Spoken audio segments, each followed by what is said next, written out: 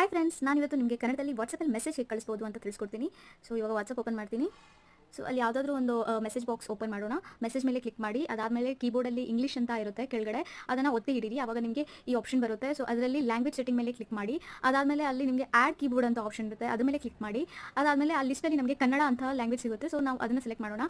ಅದಾದಮೇಲೆ ಡನ್ ಮಾಡಿ. ಇವಾಗ ಬ್ಯಾಕ್ ಬಟನ್ ಕ್ಲಿಕ್ ಮಾಡಿ. ಅದಾದಮೇಲೆ ಇವಾಗ ವಾಪಸ್ ನೀವು ಇಂಗ್ಲೀಷ್ ಮೇಲೆ ಒತ್ತಿ ಹಿಡಿದ್ರೆ ಕನ್ನಡ ಅಂತ ಆಪ್ಷನ್ ಸಿಗುತ್ತೆ, ಅದನ್ನು ಸೆಲೆಕ್ಟ್ ಮಾಡೋಣ. ಸೊ ಇವಾಗ ಲ್ಯಾಂಗ್ವೇಜ್ ಚೇಂಜ್ ಆಗಿದೆ. ಇವಾಗ ಕನ್ನಡದಲ್ಲಿ ಟೈಪ್ ಮಾಡೋಕ್ಕೆ ಕನ್ನಡ ಕೀಬೋರ್ಡ್ ಆ್ಯಡ್ ಮಾಡ್ಬೋದು, ಬಟ್ ಅದಕ್ಕಿಂತ ಈಸಿ ಆಗಿರೋ ಮೆಥಡ್ ಹೇಳ್ತೀನಿ. ಇಲ್ಲಿ ಮೈಕ್ ಬಟನ್ ಇದೆ. ಸೊ ಕೆಳಗಿನ ಮೈಕ್ ಬಟನ್ ಮೇಲೆ ಕ್ಲಿಕ್ ಮಾಡಿ.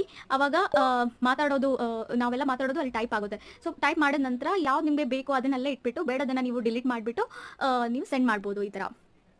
ಸೊ ಇದು ಈಸಿ ಆಗಿರೋ ಮೆಥಡು. ಈ ವಿಡಿಯೋ ನಿಮಗೆ ಇಷ್ಟ ಆಗಿದ್ರೆ ನನ್ನ ಚಾನಲ್ಗೆ ಸಬ್ಸ್ಕ್ರೈಬ್ ಮಾಡಿ. Thank you. ಬಾಯ್.